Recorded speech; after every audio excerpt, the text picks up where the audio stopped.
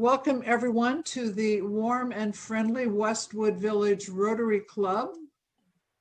Today is Thursday, April 15th, I'm sorry, previously known as Tax Day.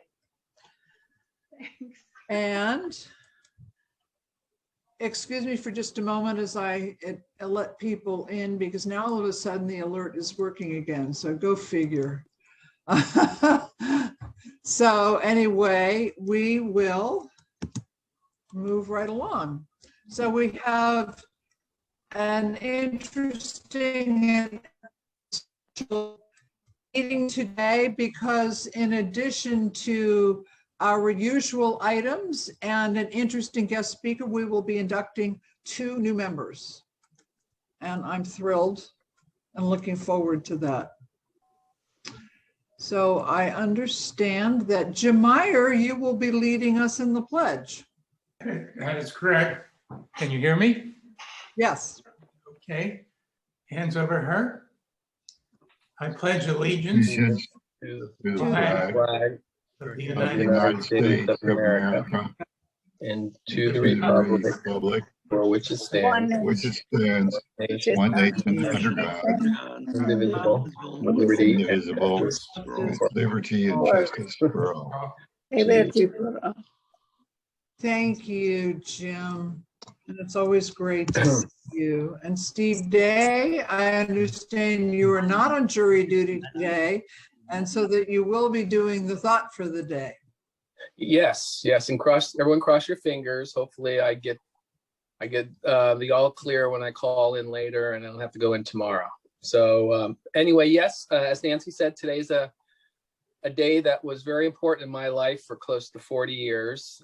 And as a CPA, this was a day that actually was hopefully pretty calm. Hopefully everything was done before the 15th. So it's just a day to deal with last minute issues that would pop up. And generally that's how it was. There really weren't that many huge fire drills that we had to deal with. Cross your fingers, of course. But it was also a time when I can look back and not have to worry about 70-hour days and all that pressure and waking up at 3 o'clock in the morning and panicked about some tax issue. And a day that we ended with a wonderful after-tax busy season party. So yeah, April 15th is normally an important date. This year it still is to some extent, but the personal returns aren't due until May 17th, which is a Monday. For those of us out there who make estimates though, a little bit of warning, they are due today. So keep that in mind. If you haven't made your estimates now, you got a little work to do this afternoon. That did not get extended. So with it being tax day, I wanted to do something on taxes. So I found a prayer written a few years ago I found on the internet. And I thought it was really quite nice. So I thought I'd just share that prayer with everybody. Dear Lord, may those who have waited until the last minute be swift and safe on their way to the post office, or at least fleet a finger on their keyboards. May those who turned in their forms a week ago resist the urge to be smug. May those who feel taxed by the work that comes their way during this season find some relief. And I know that my compatriots still in practice are feeling relief today. May those who receive a refund spend it wisely. May those who are counting on a refund that never quite manifested find other solutions to their financial problems. Nothing is for certain except death and taxes, except perhaps the reality that life itself is taxing. May all who are taxed by the ins and outs of everyday life find some rest and relief. May all who are taxed by the decisions of our world leaders and local lawmakers find a way to make a difference and usher in some peace. May all who are taxed with the struggles of figuring out how to give to God what is God's, and to Caesar what is Caesar's, find wisdom by cultivating a spirit of gratitude. May all who grumble about where our tax dollars go find some cheer while driving down a paved road or over a bridge, pulling over for a fire truck, dropping a child off at public school, sending a care package to someone serving overseas, and hiking a trail in our local parks. May God's hand guide the hearts and minds of those who decide where the money goes, and help us all to be good stewards of all that we have and all that we are. In the name of God, to whom we all belong. Amen. Amen. Great. Yes. That was creative It's not mine, but thank you. and very fitting. I And found very, it on the whoever internet. belonged It's very- to, it's very apropos. it was very fitting. And now we would like to welcome our visitors, starting with our honored guest, District Governor Bet Hall. Thank you so much for joining us today. It really is a privilege to have you with us. And Governor Hall has graciously agreed to conduct our new member inductions today. So it really is an honor to have you with us. And we also want to welcome the District Chief of Staff, Janice Lowers. Thank you for joining us too. It's really an honor to have you here. And we have a visiting Rotaract, Alara Keskill from UCLA. Thank you for joining us. It's lovely to see you. And we hope that we will see you again. And we have a special guest, Peter Klinko, who has joined us again today. It's great to see you, Peter. And have I left anyone out? That's all the guests that I have. So welcome everyone. And of course, welcome to our members. It's always wonderful to have an opportunity to get together with you. And now we have a couple of announcements. This Saturday is the district finals for the Pageant of the Arts. And here you will see the schedule. The finals, which are obviously virtual this year, start at 12 and will probably run till 2:30 or so. And there will be an opening session for 15 minutes, 12 to 12:15. The various competitions will run simultaneously during 12:15 to 1:45. So the silver lining here is that it's very easy to visit and check in on the competitions. We have nominated 5 students, 1 in each category. So I know that I will be checking in, probably checking back and forth to see how our contestants, and these are all students from Uni High, juniors and seniors. And so I personally am looking forward to it. And I hope as many of you as possible will check in as well. I'm going to be forwarding the district newsletter, which includes the actual link. So here where you see join session, I've copied all of this material from the district newsletter. So it's very easy to check in. And I will forward the actual newsletter to everyone so you can just easily, pardon me, click on whatever you would like to see. And I also want to share information about an event that Marcia Hunt made me aware of. And again, another silver lining of the pandemic is that we can participate on a live basis with fascinating events all over the world. And in this case, the Rotarians from Russia, Ukraine, and Georgia are coming together to start discussions around building bridges of peace in and around Georgia. So it is being held 5 p.m. London time, which is 9 a.m. Pacific time.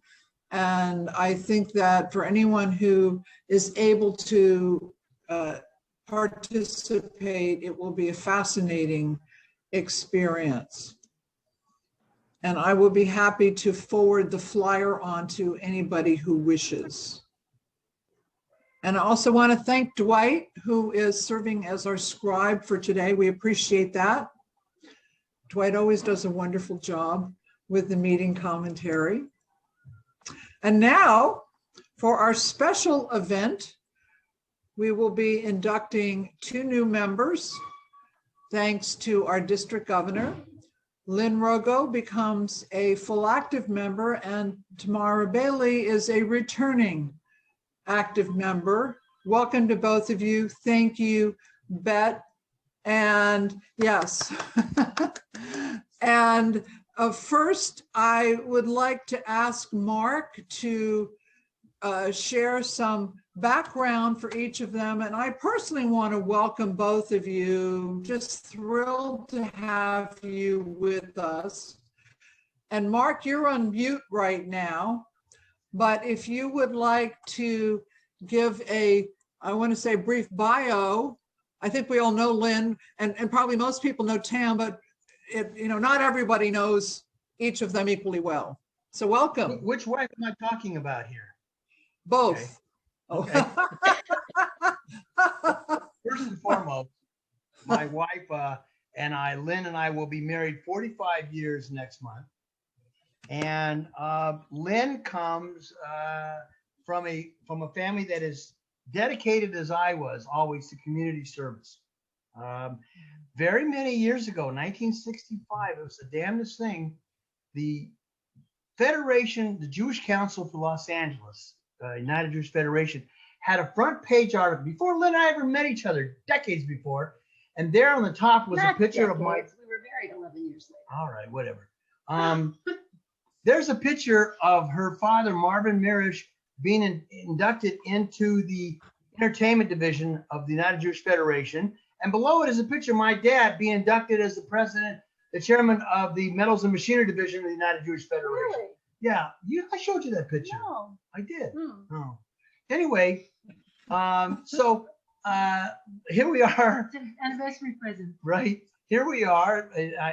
As you all know, I've loved my time at Rotary, and I now get to make it even a richer experience for me to have my wife join me as a member of our Westwood Village Rotary Club. And a little bit about her, a little bit about Tam.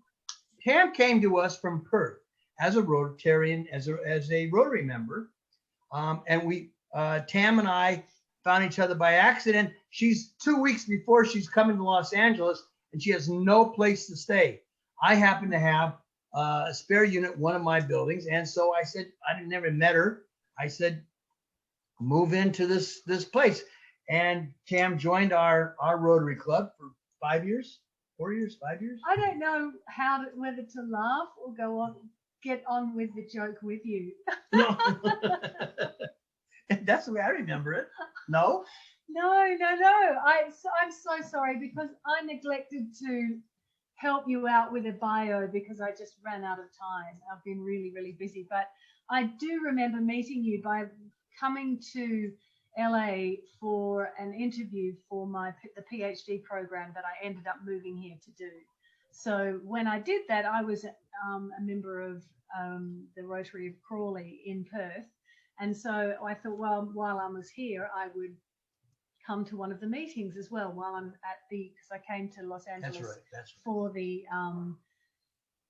interview. And then that's when I met you at the meeting. I think you were the president at the time. So that's why I spoke with you. And then that's when I met Ali, and that's when you had said if you are looking for somewhere for a rental when you come back, just let us know, and we've got rentals and places for lease all around town. So keep in touch. And so then when I ended up moving out here, I did reach out to these guys and indeed ended up moving into their property and had them as my landlord and lady.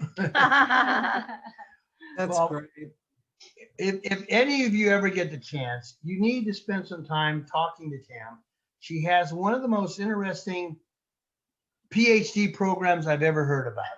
It's really fascinating in psychology, and I'm not going to take the time here, but it's a very interesting a subsection of psychology that Tam is involved with. Now, she took a leave of absence from our club for 1 year when she went to the University of Oklahoma, Norman, and she was part of a new program over there. She was in charge of all the student athletes. Yes, yeah, working in sports psychology, specializing. And she's back, and she's hung her shield, and she's a practicing psychologist now. So that's my quick history of Tam and Lynn. Well, welcome, and we're looking forward to hearing both of your craft talks. And now I will turn things back over to our district governor. Thank you. Thank you so much, President Nancy. These are the things as district governors we absolutely love to do, inducting new members. It's always exciting, and we get the opportunity to share our love of all things Rotary. Plus, it's always a great reason to come visit you yet again, and I love to visit your club. And we have both our inductees here today, Lynn Rogo, and our returning member, Tamara Bailey.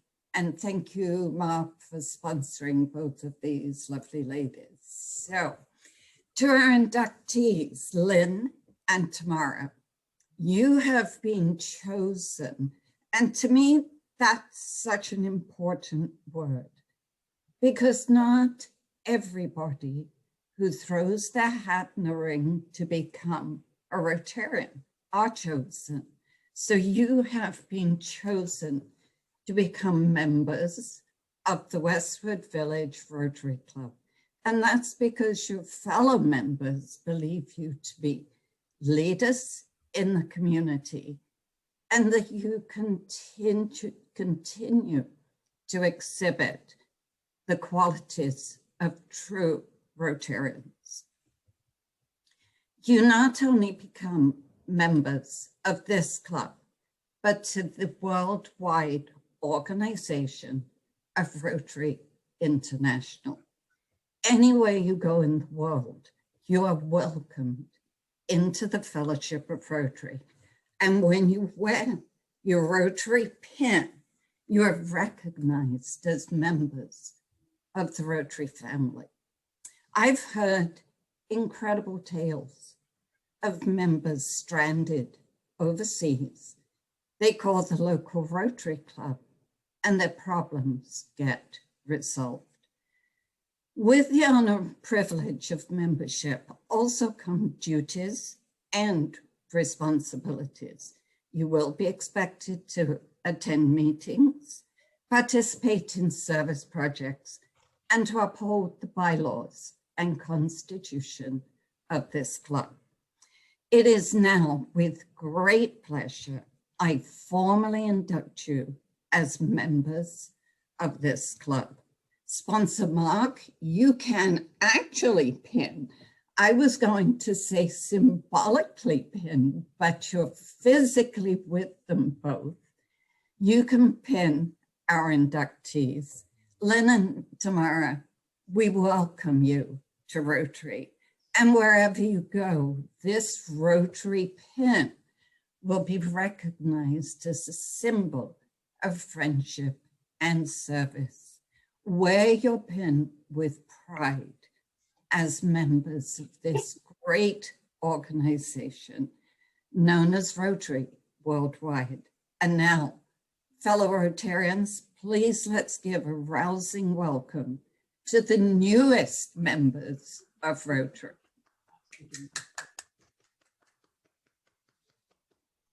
Welcome, welcome. We're looking forward to seeing you in person. I'm thrilled to have you with us. So we will be talking to you further about a program for our new members. And the other good news is we anticipate holding another new member induction ceremony in May for 2 more new members. So we're very excited. We have some very hardworking members who are out recruiting very effectively on our behalf. So thank you. And now I will bring on Tom Barron to introduce today's guest speaker.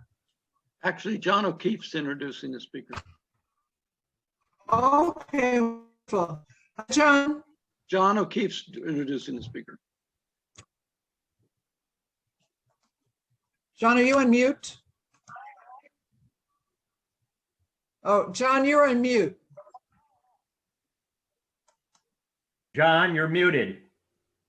Okay. Am I off now? Can you hear me? Yes. We can hear you now, yes. Okay, thank you. I'm delighted to be introducing Father Stephen Privett, SJ, to our Rotary Club today.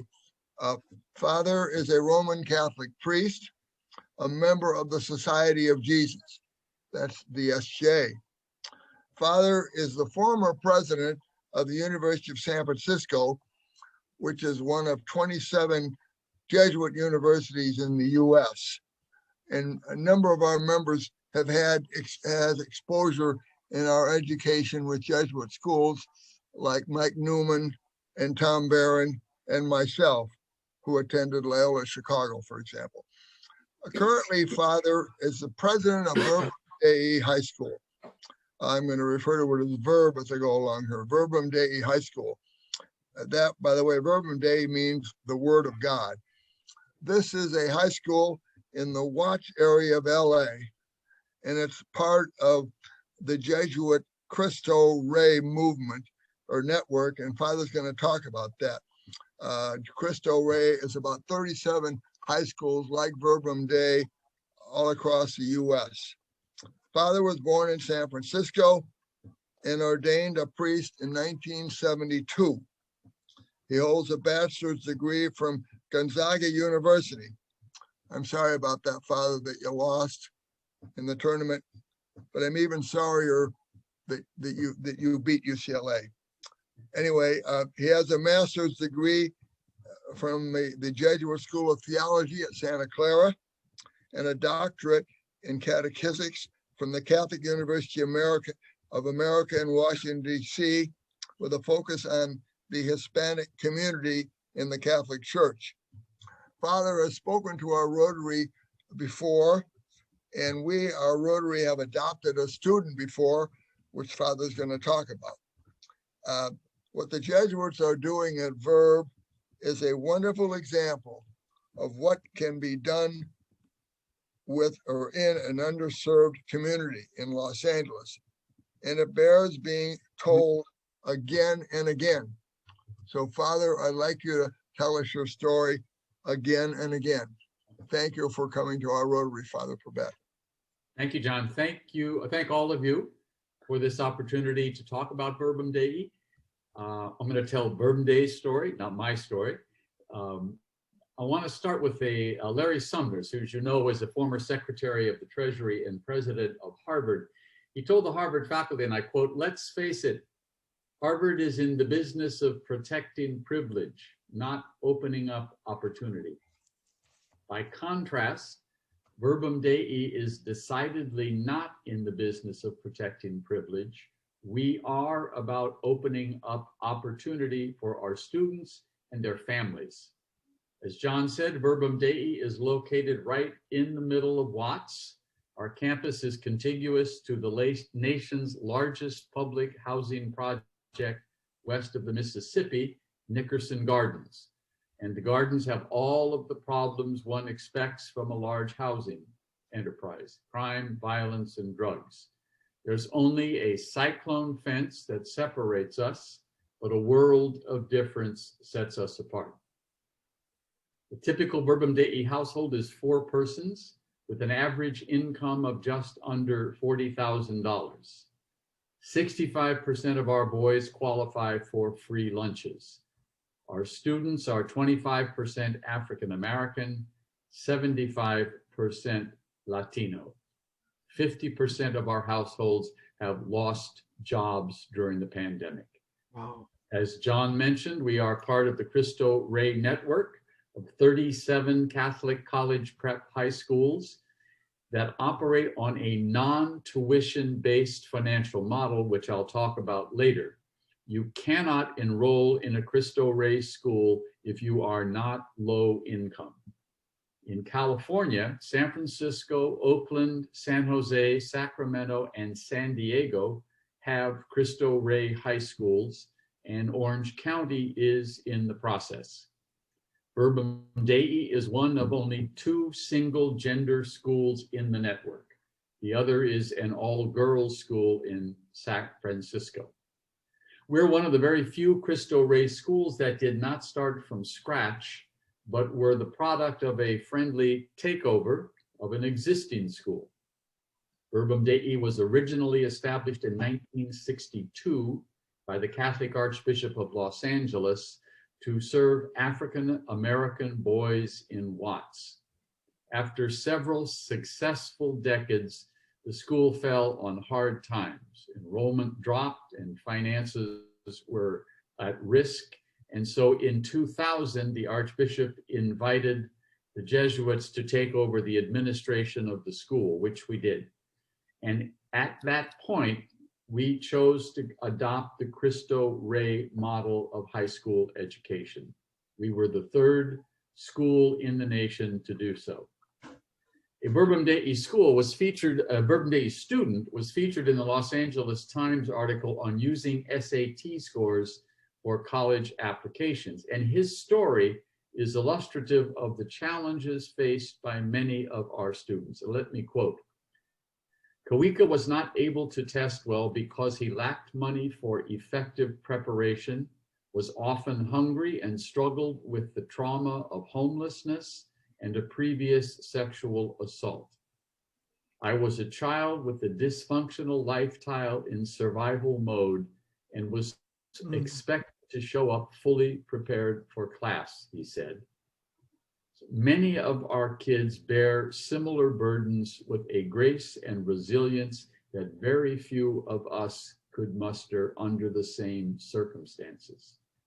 As a Jesuit school, Verbum Dei's underlying philosophy is that education is not just about our students, it is also about what they will do with their education to benefit others, especially the marginalized and the undervalued among us. It's a very simple proposition. To do good and well, smart is better than ignorant, and generous is better than selfish. Jesuit education is concerned about both dimensions, smart and good, head and heart. So we aim to educate fully human beings, a goal that's aptly captured in the Jesuit slogan, persons for and with others. The Verb experience is a blend of academics, work study, and spiritual moral development through retreats, liturgies, prayer experiences, and a strong emphasis on what our students call the brotherhood, that is, taking care of each other. The majority of our students come to Verbum Dei 1 or 2 levels below standard. So we have to close that gap and prep them for college over a 4-year, over their 4 years at Verb, with 46 less class days than a traditional high school. Because each of our students works 4 days a month or 1 day a week in a corporate setting, so has only 4 class days per week. College prep at Verbum Dei is about more than the curriculum. It's about a school-wide culture that focuses sharply on college. Our students do not come from families or cultures where college is expected or even considered. The path for success in the hood is thought to be through entertainment or athletics. They're all going to be rap stars or play in the NBA. So, and we have to counter that powerful false myth by repeatedly and consistently emphasizing college as the path to a promising future.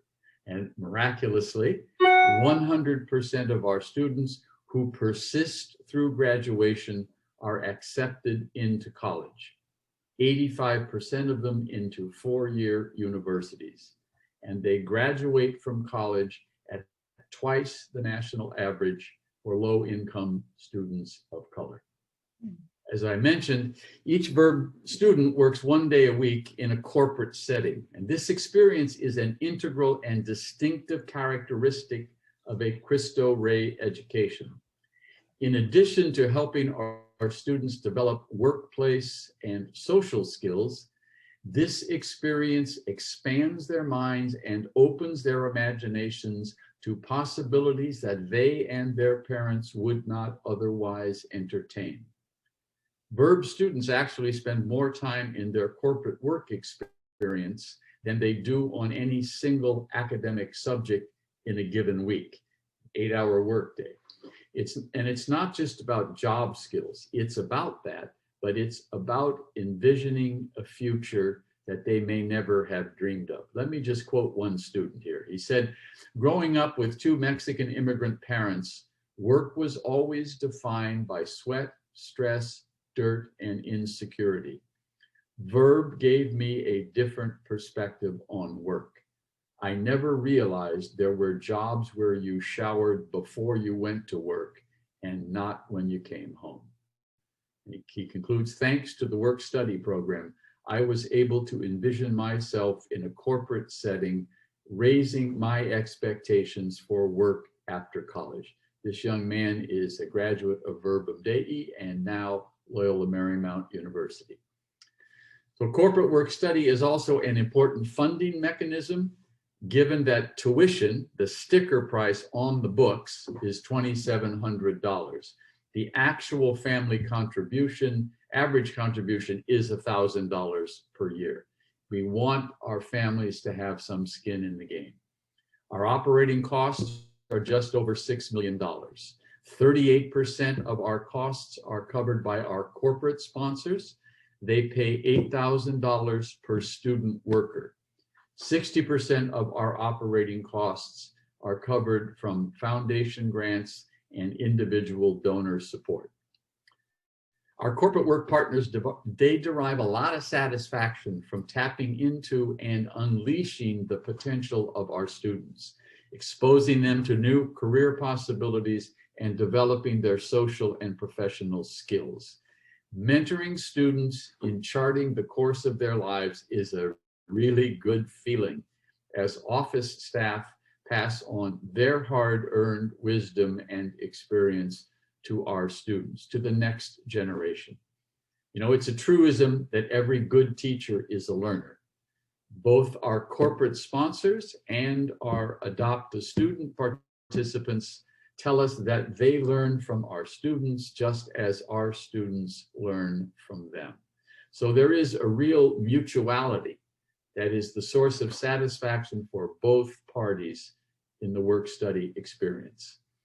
Here's what a Verb student has to say about JC. JC is his mentor at a downtown law firm. So he writes, most of my successes are thanks to JC's continued efforts to help me become the best version of myself.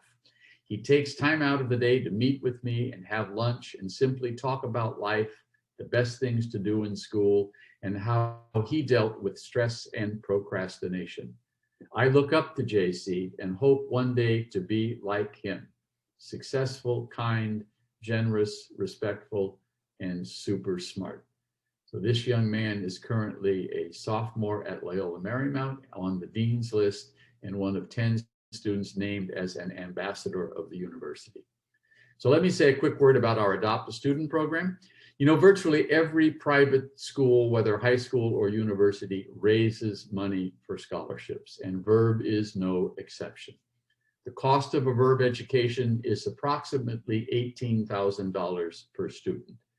A student may earn $8,000 through his corporate work study placement.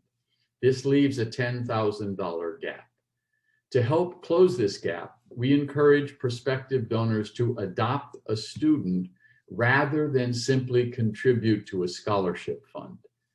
We strongly believe that supportive human relationships are critically important to our students' success. And so our ultimate goal is to pair every student with an adoptive parent so that no student is unattended to by an outsider adult. We host events for adoptive parents to meet with their student, and students routinely correspond with their adopting parents. This program has proved to be a great opportunity for our students and their parents. John O'Keefe is an Adopt a Student parent. You have I think you folks have sponsored a student, so you're familiar with the program, I'm sure. So let me just take a few minutes to read you what some of our current and former students have to say about their Verb experience. This is an alumnus from the class of 2014. He says, Verb saved me from myself. Verb reshaped my outlook on Black masculinity, racial interactions, and possibilities for my life. It gave me a purpose, vision, and drive, and provided me with 300 brothers. Verb has allowed me to live out my dreams and the dreams of so many others. This is from a current senior. Not a lot of people with backgrounds like mine may make it past their teenage years. I don't want that to be my fate. I want to be someone and pave the way for generations after me. This is from an alumnus of the class of 2019. I was encouraged that adults at Verb took time out of their lives to help me. This taught me more than how to pass Algebra 1. This taught me that I mattered. As confidence in myself grew and the abilities God has blessed me with became more apparent, my grades began to rise. My values continued to be watered with the nourishment of love, God's continued grace, and the Verbum Dei community. Verbum Dei did not tell me I could be anything I wanted. Verbum Dei showed me I could be anything I want. This is from a current student. My parents' hopes rest in me. I am the one to carry on my family's legacy. They see me as a beacon of light to guide them out of darkness. This is from another current student.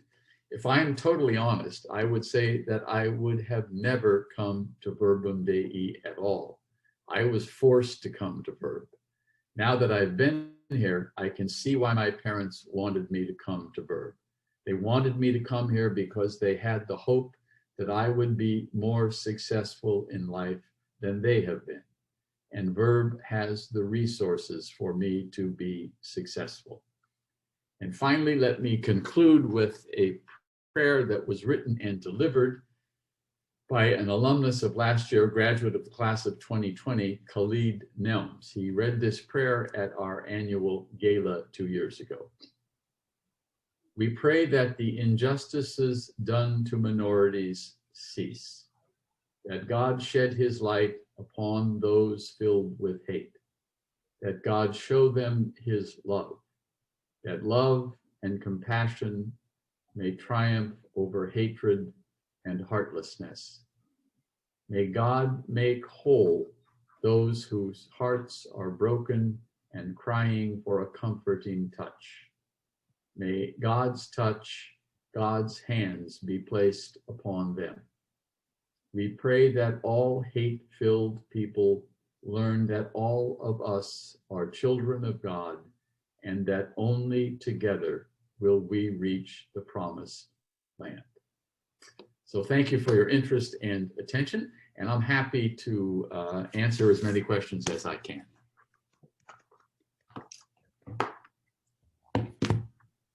Who would Father, like to go first? I've got a question. What Great. percentage of your students at Verb that graduate go on to college? 100%. 85% of them go to four-year colleges, 15% to community college.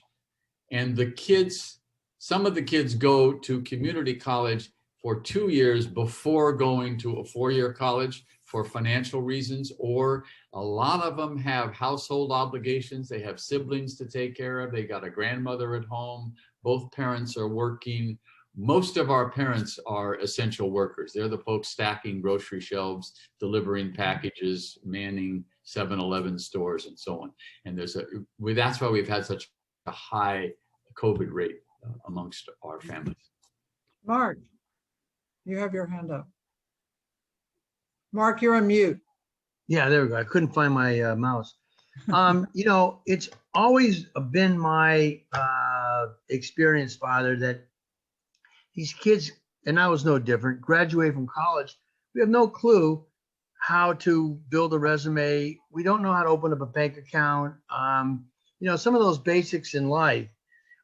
Is there any education going on that Absolutely. So work study, we don't just plop the kid on a work site. So we have to show a kid how to tie a tie. We have to show a kid how to interview. We have to show them how to shake hands, how to look people in the eye. We have to show them how to put we call them a curriculum vitae in academia. What do you call them? Resume. How to do a resume. So we have workshops where they're not with us. It's not the teacher in the classroom. It's people from business working with our students. Now they're doing it remotely. Generally, we would do it person to person, but we walk them through all that kind of stuff. So, and there are a lot of studies that show that low-income students of color who have had internships or professional mentoring graduate from college at twice the rate of their peers who have not had those kinds of experiences. Mm-hmm. That the major challenges faced by low-income students of color in college are not academic. They're social. They're kids going home at Thanksgiving when ours can't afford to. They're, summer vacations in Mexico when our kids have to work on their dad's ice cream truck, et cetera, et cetera. And so those are and this is what these professional mentoring work experiences, they help give them the kind of confidence and put them in situations where they're comfortable dealing with the kinds of issues they're going to be dealing with in college. Wonderful. Thank you. Yeah. John, you're on mute. John? You're on mute. Okay, I'm unmuted. There you go. Speaking about the work study program, I think you mentioned you show them how to tie a tie. Do they have to wear a tie and a coat when they go to the work study program? Students have to wear, unless you're a senior, freshman, sophomore, junior students have to wear a white shirt and a tie, and it's they can wear a bow tie or a regular tie.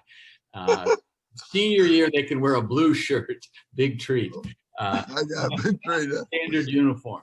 Occasionally, we have a free dress day at school if they're not going to be going to work, but they always are in shirt and tie for work. That's good. And a lot of them, we have to supply the shirt and the tie. So we have it's like a small clothing store. They don't have the shirt or the tie. A lot of folks will give us their old ties and that kind of stuff. So we're able to supply those. But it's kind of fun when you watch you'll watch a junior Verb student help a freshman tie his tie.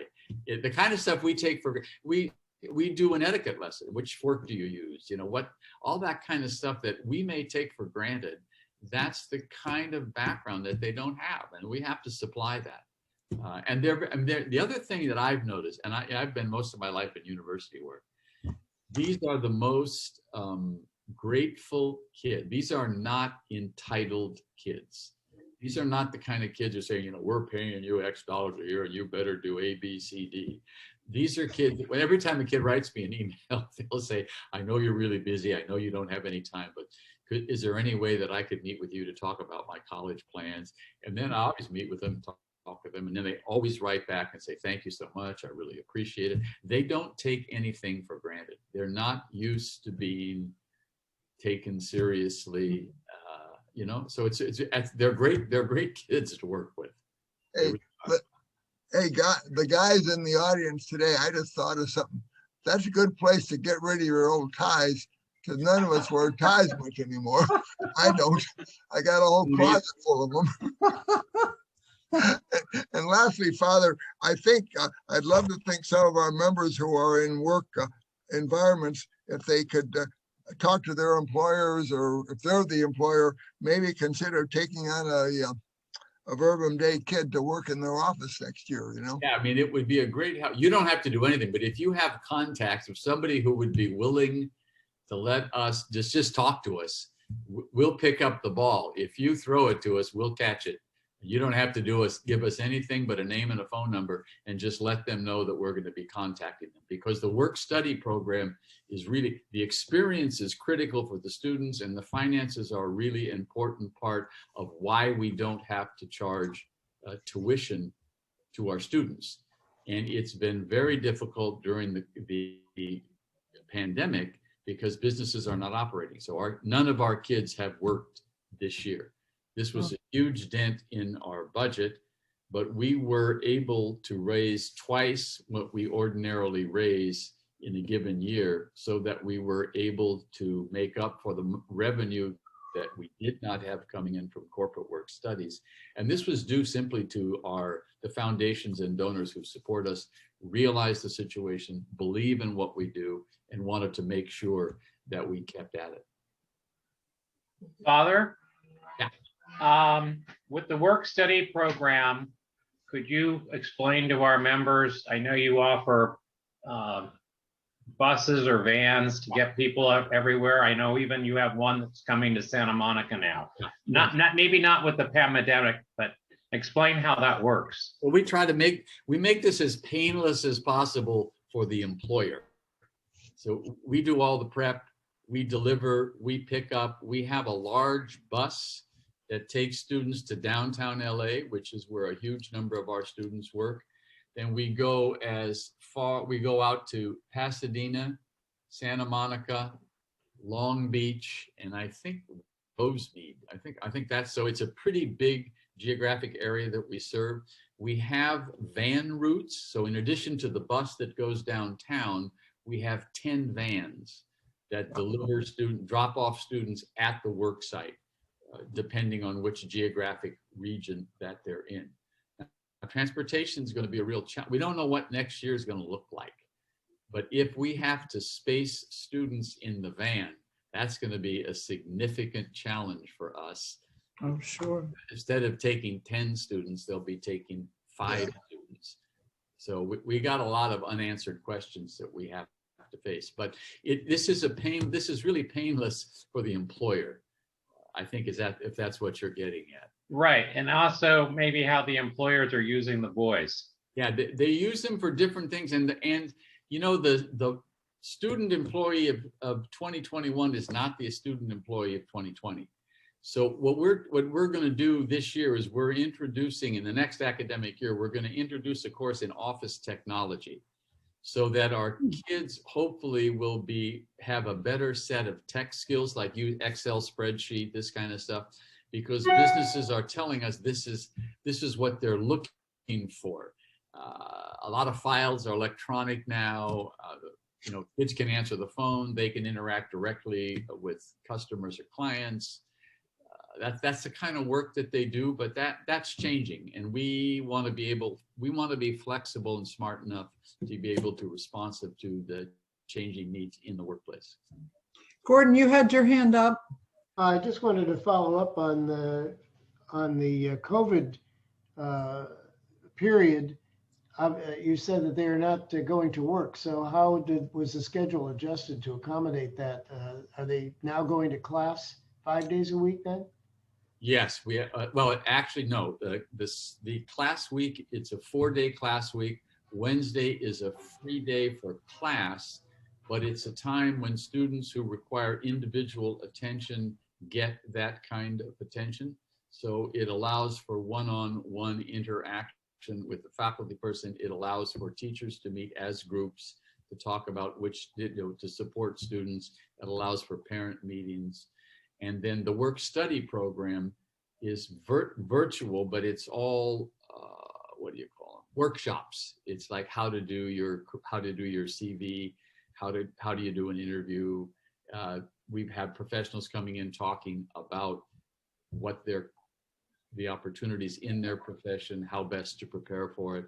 So we've done a whole set of experiences for students that are work related, but not direct work experience. And those are happening on Wednesdays as well.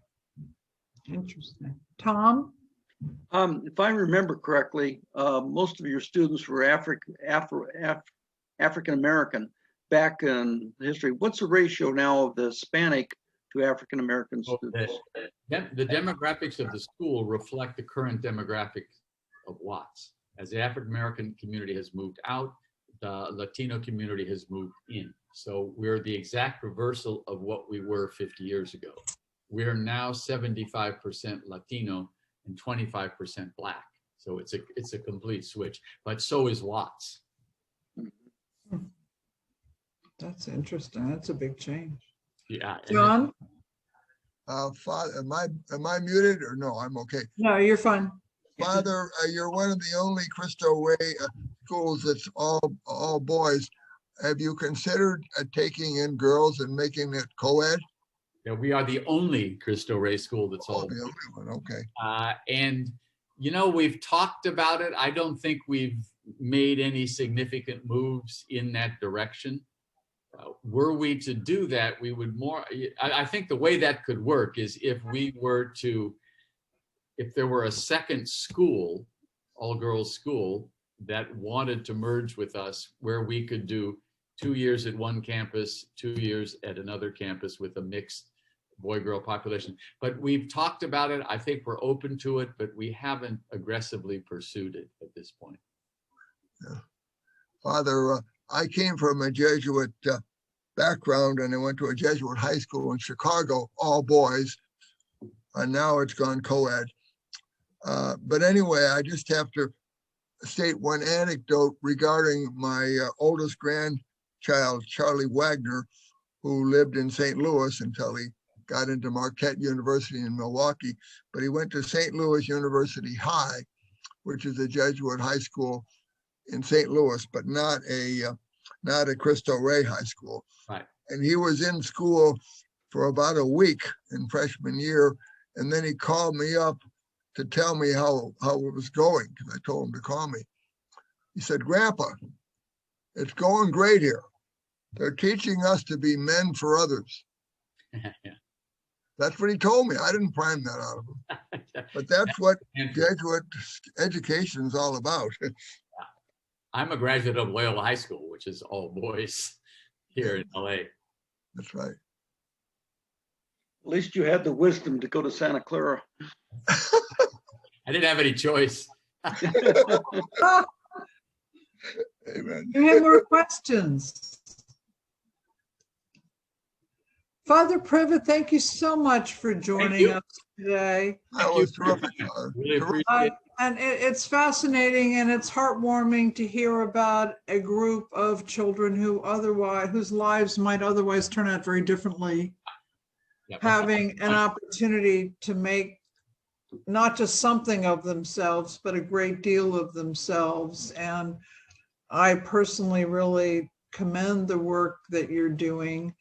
And in appreciation for your time with us today, we will be making a donation to the Westwood branch of the Los Angeles Public Library in your name. Great, thank you. And I personally will be very interested to hear how your school's plans unfold and evolve over time. I think it's fascinating work. I thank you all for being here. I thank our guests, and I particularly thank our district governor for taking the time to join us and induct our newest members. And I hope that everybody has a safe and healthy and joyous week. We'll meet again next week, Thursday, the 22nd, same time, same place.